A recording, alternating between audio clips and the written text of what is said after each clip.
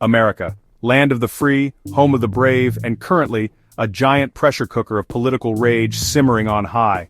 The pot officially boiled over last week as anti-Trump protests erupted across the country. From coast to coast, Americans grabbed their picket signs, dusted off their protest chants, and took to the streets.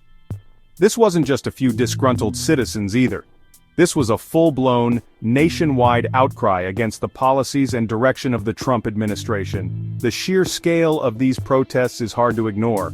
We're talking thousands upon thousands of people from all walks of life, united by a shared sense of anger, fear, and frustration. And let's be clear, this wasn't a spontaneous outburst of temper tantrums. This was the culmination of weeks, months, even years of simmering discontent with the direction Trump is taking the country. It's a level of national discord we haven't seen in decades, and believe me folks, that's saying something. We've had our fair share of political dumpster fires in this country, but this feels different. This feels important. So, what exactly are people so riled up about? What has driven them to the streets in such massive numbers? Well, where do we even begin? The list of grievances is long and varied. Trump's presidency has been a veritable buffet of controversial policies and actions, each one more stomach-churning than the last. It's like a never-ending roller coaster of outrage. First up, we have the immigration crackdown. This has been one of the most contentious issues. Trump's hardline stance on immigration has been a hallmark of his presidency from day one. Remember the Muslim ban, the border wall? These policies have sparked outrage and protests across the nation. Family separations at the border, the images of children being taken from their parents have haunted many. Yeah, those are all still happening. The policies may have changed, but the pain and anger remain. And people are, understandably, furious. The sense of injustice is palpable. Then there's the gutting of government agencies and programs. This has led to widespread concern and unrest. Trump's obsession with draining the swamp has translated into mass firings, budget cuts, and a general dismantling of anything that remotely resembles a functioning government. The impact has been profound. The result? Chaos, confusion, and a whole lot of people wondering if anyone's actually steering the ship. It's a mess. And let's not forget about the attacks on civil rights and the Constitution. These are fundamental issues that affect everyone. Trump's rhetoric and policies have emboldened white supremacists, eroded LGBTQ+ rights, and threatened the very fabric of American democracy. The stakes couldn't be higher. It's enough to make even the most cynical observer wonder if we've learned anything from our own history. The echoes of the past are loud and clear. Let's dive a little deeper into the issue of immigration, shall we? It's a topic that has been at the forefront of political debates and has deeply affected countless lives. Because Trump's policies aren't just inhumane, they're downright cruel. They lack compassion and disregard the basic human rights of those seeking a better life.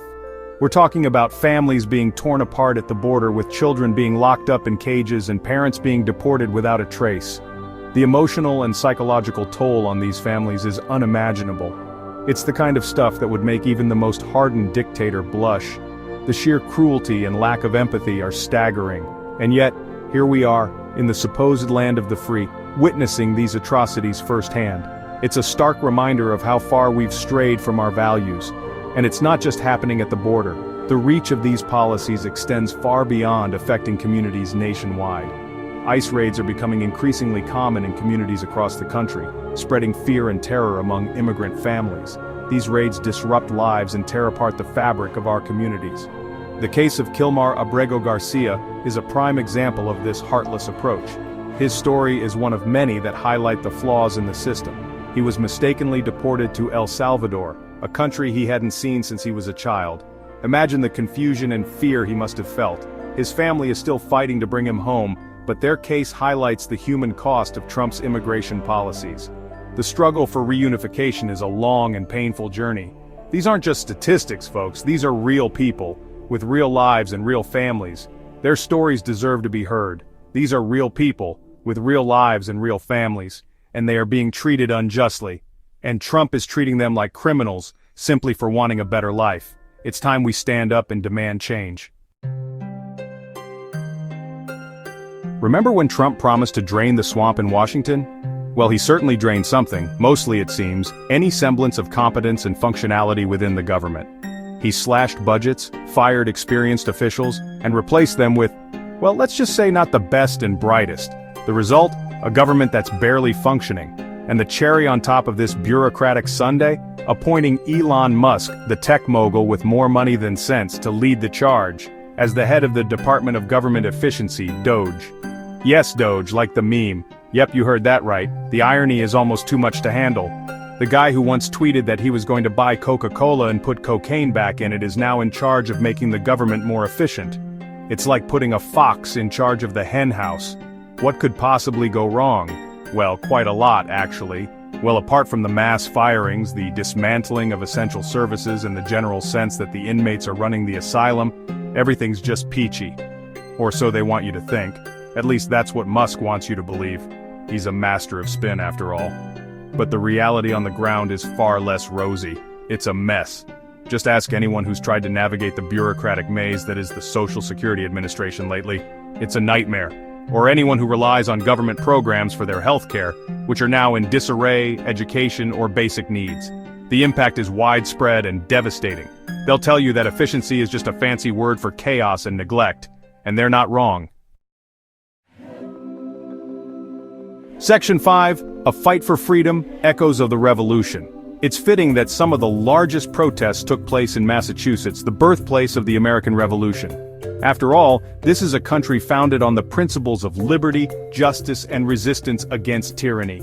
And right now, those principles are under attack like never before. Imagine being Thomas Basford, an 80-year-old veteran who fought for his country, now watching in dismay as those freedoms he fought for are being eroded. He attended a Revolutionary War reenactment with his family, a stark reminder of the sacrifices made for American liberty. This is a very perilous time in America for liberty, he said. Sometimes we have to fight for freedom. He's right, you know. Freedom isn't free. It's something we have to constantly fight for, protect, and nurture. And right now, that fight is more important than ever. Section 6. Signs of Resistance, From Hashtags to History. The signs and slogans at these protests were as diverse as the protesters themselves, but they all shared a common message. Enough is enough. From the now iconic Trump fascist regime must go now, to the more pointed no fear, no hate, no ICE in our state, the anger and frustration were palpable. Some signs referenced historical figures and events, drawing parallels between Trump's actions and past struggles against tyranny. Fight fiercely, Harvard, fight, one sign read, referencing Harvard's resistance to government control in the 18th century. Others were more direct in their condemnation, with upside-down American flags signaling distress and a sense of betrayal. But perhaps the most poignant signs were those that simply said, "Kill Mar Abrego Garcia." His name has become a rallying cry, a symbol of the human cost of Trump's cruel and inhumane immigration policies. Section 7, Personal Stories, Voices from the Front Lines. It's easy to get lost in the numbers and the headlines, but it's important to remember that behind every statistic there's a human story, like that of Bob Fasick, a protester in Washington who worries about the erosion of due process and the dismantling of the social safety net. "I'm concerned about the direction the country is going," he said. "I'm concerned about the threats to our democracy." Then there's Melinda Charles from Connecticut, who sees Trump's actions as a dangerous power grab. "The executive branch is running amok," she said. "The judicial branch is being stacked with ideologues, and the legislative branch is completely dysfunctional." Her words echo the fears of many Americans who see their democracy slipping away. These are just a few of the countless stories of ordinary Americans who are fed up with the current state of affairs. They're not just statistics or political pawns, they're real people with real concerns, and they're making their voices heard. Section 8. The Shadow of Authoritarianism, A Nation on Edge. The scale and intensity of these protests should be a wake-up call for anyone who still believes that Trump's presidency is business as usual. This isn't just about policy disagreements or partisan bickering. This is about the fundamental values of American democracy being threatened. Trump's rhetoric and actions have chipped away at the norms and institutions that have long underpinned American democracy.